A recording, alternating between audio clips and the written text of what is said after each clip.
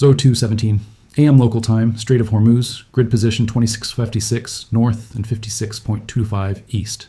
The sea is almost completely dark, wind moving at around 11 knots, visibility under 1 kilometer, and on multiple radar screens across the U.S. naval escorts and commercial bridges, 12 large oil tankers appear as slow, predictable signatures, moving in staggered formation, each separated by roughly 3 nautical miles, and each carrying close to 2 million barrels of crude. The total cargo value moving through that narrow corridor at that exact moment is just over $1.1 billion. And everything about the situation looks routine until the radar picture changes in a way that operators are trained for, but almost never actually experience at this scale. At 02:18 a.m., the first unidentified ballistic track appears, then 5 more, then dozens, and within 90 seconds more than 600 separate missile signatures are detected rising from western Iran, climbing rapidly and then angling toward the shipping corridor. This is not harassment fire, this is not a warning shot. This is a full-scale saturation strike designed to overwhelm, confuse, and break defensive systems through sheer volume, and within seconds every naval command system in the area shifts from monitoring to active engagement. The weapon at the center of this strike is the Fateh-313, and in simple terms, it is built for exactly this kind of operation. It is a short-range ballistic missile with a range of around 500 kilometers, powered by solid fuel, which allows rapid launch without long preparation times, and it carries a warhead of approximately 500 kilograms of high explosive. Its guidance system combines inertial navigation with terminal correction, giving it an estimated accuracy of around 10 meters, which is more than enough when targeting something as large as an oil tanker. What makes it particularly effective in this scenario is not just accuracy, but cost and deployability, because each missile is estimated to cost between $60,000 and $100,000, meaning even a massive launch of 600 missiles likely cost between $36 million and $60 million in total. Now compare that to the defensive systems trying to stop it. As the missiles cross into engagement range at around 02:21 a.m., U.S. naval escorts activate Aegis combat systems and begin launching interceptors, primarily SM-2 and SM-6 missiles, each costing approximately $2 million to $4 million per unit, depending on configuration. In the first 3 minutes alone, roughly 100 interceptors are fired, representing a defensive expenditure of close to $200 million, and yet the math is already working against them because even with high interception success rates, no system currently deployed can reliably stop 600 incoming ballistic targets in such a short window. By 02:23 a.m., the first impacts begin, and they are not random. The incoming missiles are divided into structured attack vectors, with approximately 220 aimed directly at tanker hulls, another 180 targeting escort ships and radar systems, and the remaining 200 configured for area disruption, detonating near shipping lanes to create fire zones, shockwaves, and navigational chaos. The first tanker hit, Pacific Horizon, takes a direct strike midship, and within less than a second, the blast punches through the hull, igniting crude oil that reaches combustion temperatures above 1,000 degrees Celsius almost instantly. Within 15 seconds, the ship is engulfed, and within the next minute, multiple simultaneous impacts hit surrounding vessels.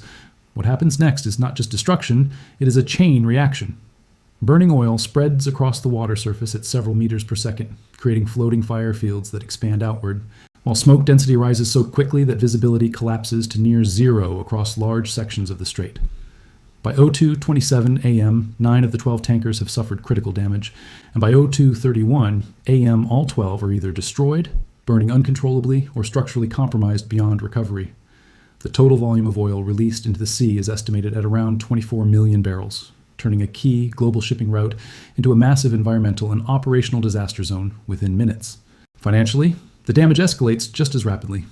Each tanker represents a capital asset worth between $90 million and $130 million, placing total vessel losses at approximately $1.2 to $1.5 billion, and when combined with cargo losses exceeding $1.1 billion, the total immediate economic impact crosses $2.5 billion.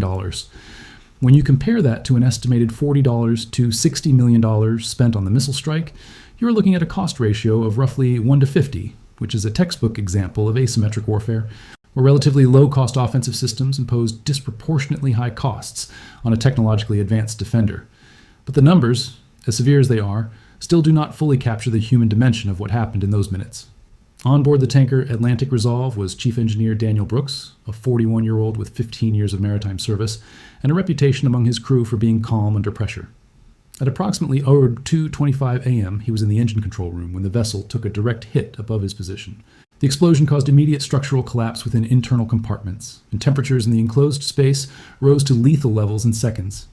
According to the last recorded system logs, he was attempting to initiate emergency shutdown procedures to prevent secondary explosions in the fuel systems, a decision that likely reduced further casualties but left him with no time to escape.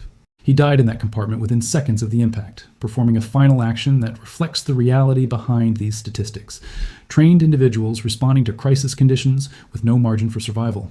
Rescue operations begin within the hour, but they are severely constrained by conditions on the ground, or more accurately, on the water.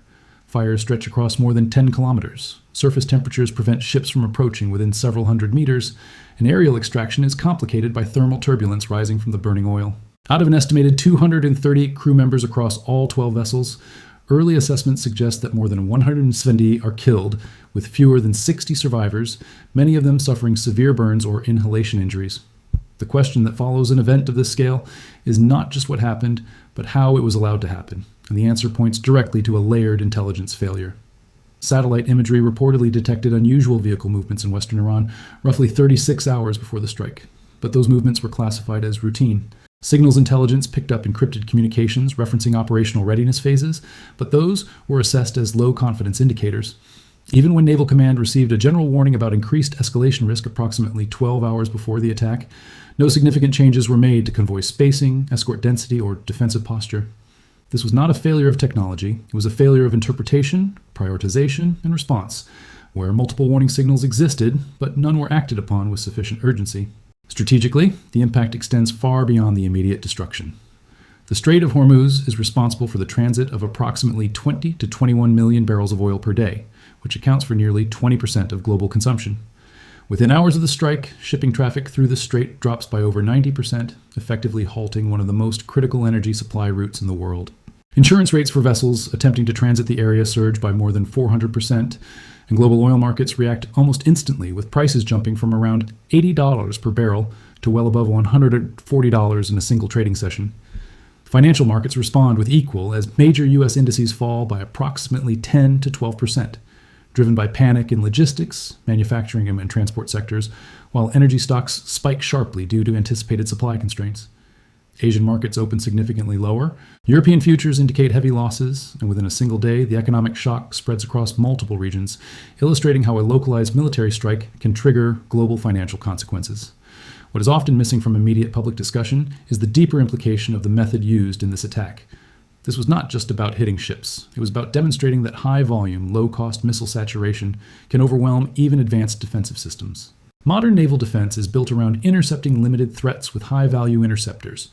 But when the volume of incoming targets exceeds the defensive capacity by a factor of 5 or 6, the system becomes economically and operationally unsustainable. In this case, even if interception rates were high, the sheer number of incoming missiles ensured that enough would get through to cause catastrophic damage. There are also indications that not all 600 missiles were intended to hit primary targets, with estimates suggesting that up to 40% may have been decoys or lower-grade variants designed to confuse radar systems and force defenders to expend interceptors unnecessarily. If that is accurate, it means the actual strike efficiency was even higher than initial numbers suggest, because the attackers effectively used a mix of real and decoy threats to maximize defensive overload. At a geopolitical level, the message is clear and deliberate. Control over chokepoints like the Strait of Hormuz translates directly into influence over global energy flows. And by demonstrating the ability to disrupt that flow so quickly and decisively, the attacking side is not just targeting assets, it is applying pressure on the entire international economic system. The response from global powers is already beginning, with increased naval deployments, expanded air patrols, and emergency diplomatic engagements. But these are reactive measures, responding to a situation that has already reshaped the operational environment. What remains now is a shift in how risk is calculated both militarily and economically. Shipping companies, insurers, governments, and defense planners are all forced to reassess assumptions that were previously taken for granted, particularly the assumption that key maritime routes could be secured against this scale of coordinated attack. The story they are telling is about ships being destroyed in a sudden escalation.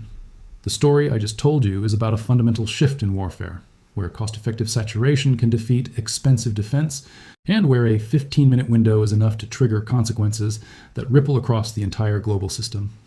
If you want more analysis that goes beyond headlines and breaks down what is actually happening in real terms, subscribe to the channel and stay informed.